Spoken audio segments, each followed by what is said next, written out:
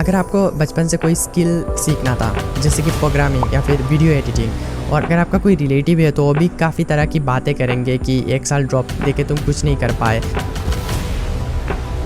क्या आप drop year लेने के लिए सोच रहे हो पर आप कंफ्यूज्ड हो कि आपको क्या करना चाहिए?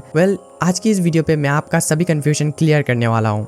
हे, this is MSH, better known as explosive podcast. सबसे पहला रीज़न ड्रॉप ईयर लेने का, personal growth and self discovery. अगर आपको बचपन से कोई स्किल सीखना था, जैसे कि प्रोग्रामिंग या फिर वीडियो एडिटिंग, और आप वो चीज़ नहीं कर पा रहे थे because of your academic pressure, तो आप ड्रॉप ईयर लेके उस चीज़ को कर सकते हो। कई बार क्या होता है कि एज ए टीनेजर हम बहुत ज़्यादा कंफ्यूज रहते हैं कि हमें ज़िंदगी में क्या करना चाहिए और किस चीज़ में हमें जेन्युइनली इंटरेस्ट है। इन सब चीज़ों को एक्सप्लोर करने के लिए हमें ड्रॉप ईयर लेना चाहिए।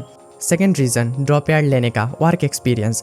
अगर आप थियोरेटिकल चीज़ें पढ़ के बोर हो चुके हो तो आप एक ड्रॉप ईयर ले सकते हो और उसमें आप कुछ काम भी कर सकते हो। आपको वर्क एक्सपीरियंस मिलेगा और साथ में आपको कुछ पैसे भी मिलेंगे। इन पैसों को सेव कर सकते हो और नेक्स्ट ईयर आप उन पैसों से एडमिशन भी ले सकते हो किसी अच्छे कॉलेज में, अगर आप लोगों का कोई फाइनेंशियल इशू है। तीसरा रीज़न जिसकी वजह से ड्रॉप ईयर लेना पड़ता है, फैमिली रिस्पॉन्सिबिलिटी। कई बार क्या होता है कि हम लोगों की फैमिली में कोई इंज्यूर्ड या फिर इल हो जाता है, तो कई बार एक ड्रॉप ईयर लेना पड़ता है ताकि उनकी हम केयर कर सकें।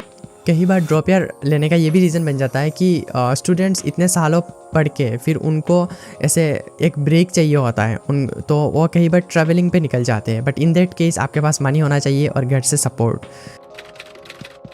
पहला डिसएडवांटेज, आपको ऐसा फील होगा कि आपके जो क्लासमेट्स हैं वो आपको छोड़ के आगे जा रहे हैं और आप पीछे रह गए हो। सेकेंड डिसएडवांटेज ये हो सकता है कि कुछ दिनों के बाद आपको ऐसा फील होने लगे कि मैं तो 1 साल बर्बाद कर रहा हूँ, मेरा 1 साल बर्बाद हो रहा है ड्रॉप ईयर लेके।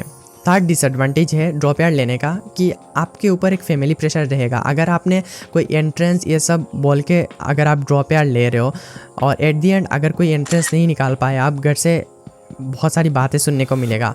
अगर आपका कोई रिलेटिव है तो वो भी काफ़ी तरह की बातें करेंगे कि 1 साल ड्रॉप देके तुम कुछ नहीं कर पाए।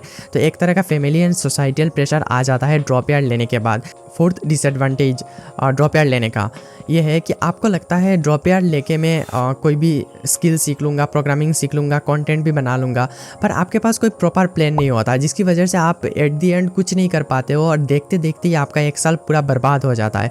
तो सबसे ज़्यादा इंपॉर्टेंट है कि अगर आप ड्रॉप ईयर ले रहे हो तो आप इस बात का ध्यान रखो कि आप एक प्रॉपर प्लान बनाओ और एक्शन लो। फिर 2 महीने में मेरे को प्रोग्रामिंग लैंग्वेज का एटलीस्ट इतना फंडामेंटल क्लियर करना है।